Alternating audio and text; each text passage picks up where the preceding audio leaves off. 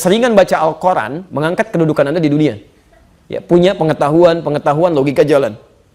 Baik, tapi yang sering baca Al-Quran, barangkali di dunia tidak banyak dilihat, tapi penduduk langit sudah nunggu tuh. Ya. Makanya lain ketika diberi kedudukan di akhirat, yang sering kali mendekat kepada Al-Quran, itu penghormatannya lain. Demi Allah saya katakan, hadisnya luar biasa, Bu. Kalau ibu nggak siapkan sekarang, loginya luar biasa. Ya. Orang-orang tuh masuk surga, diperebutkan oleh pintu surga. Ya. Ada yang pintu Ar-Rayyan namanya, yang dulu saya sampaikan ya, orang yang sering puasa. Ainas shaimun, mana yang puasa, cepat sini. Begitu masuk langsung ditutup dan ibu tidak punya celah untuk ngintip. Karena bahasa hadisnya ughliqa itu langsung tutup rapat. Nggak ada orang bisa lihat. Ya. Itu di dalamnya gimana ya? Nggak bisa. Ya. Hati-hati itu. Pelan-pelan. Teman-teman sekalian, ada pintu tahajud. Ada pintu sedekah. Ya. Tapi penghafal Quran tidak. Qurannya langsung yang sampaikan. Sebelum masuk, ya Allah bedakan dengan semua itu. Ya. At-Tirmidzi nomor hadis 20.015. Ya. 2015, maaf, 2015. Ibu sekalian, lihat bahasanya. Allahumma halli. Ya Allah, mohon hiasi penghafal Quran ini. Bedakan dengan yang bukan penghafal Quran. Fayul basu ilaihi tanjul karamah. Maka dipakaikan di kepalanya mahkota kehormatan. Langsung pakai dia. Ini yang mau saya sampaikan.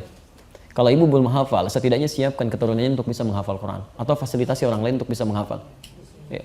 Masya Allah, tiba-tiba ketika dipakaikan mahkota di kepalanya, anak ini diberikan kembali mahkota lain yang minta dipakaikan di kepala kedua orang tuanya.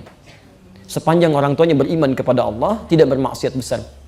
Lalu dihadirkan, disampaikan pada seluruh penduduk langit dan bumi. Dipakaikan langsung yang kata Nabi cahayanya lebih terang dibandingkan dengan cahaya yang masuk ke dalam rumah. Ya. Apa yang terjadi?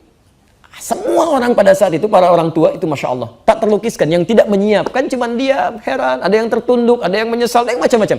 Ya. Setelah itu Qurannya mengatakan kembali, Allahumma zidhu. Ya Allah, tolong tambahkan, bedakan fasilitator dengan penghafal. Fayul basu ilaihi libasal karamah. Maka dipakaikan di tubuhnya itu jubah kehormatan. Jadi dia pakai jubah, pakai mahkota, mirip pangeran kecil gitu kan.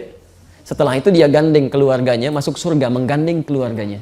Ya. Dimintakan terus naik lagi sampai puncak surga yang paling tinggi.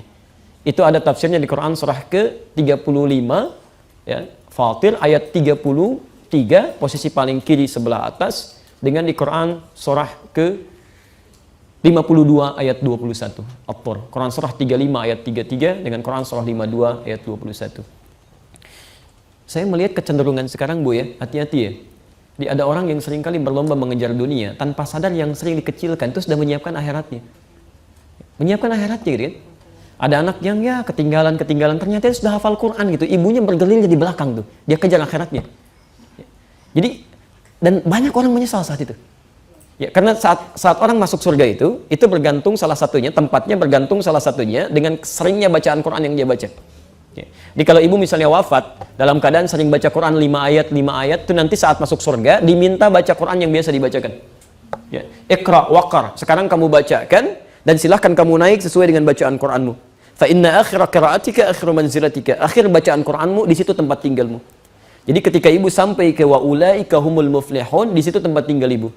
Tiba-tiba yang di sampingnya kemudian naik lagi terus sampai 10 karena dia baca 10 ayat. Maka yang 5 kemudian menyesal, ya Allah, kenapa dulu saya nggak baca sampai 10? Yang 10 pun menyesal karena yang di atasnya ada yang sampai 20. Yang 20 menyesal karena di atasnya ada yang sampai 30.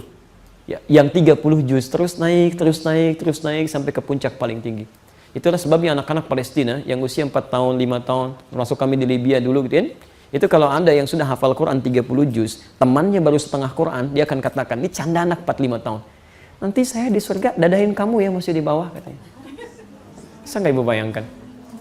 Tapi yang paling menarik, ada ibu-ibu pejuang yang merasa dia belum bisa menghafal dalam kehidupannya. Tapi dia siapkan anaknya, dia siapkan cucunya, dan itu yang digandeng naik terus sampai ke atas.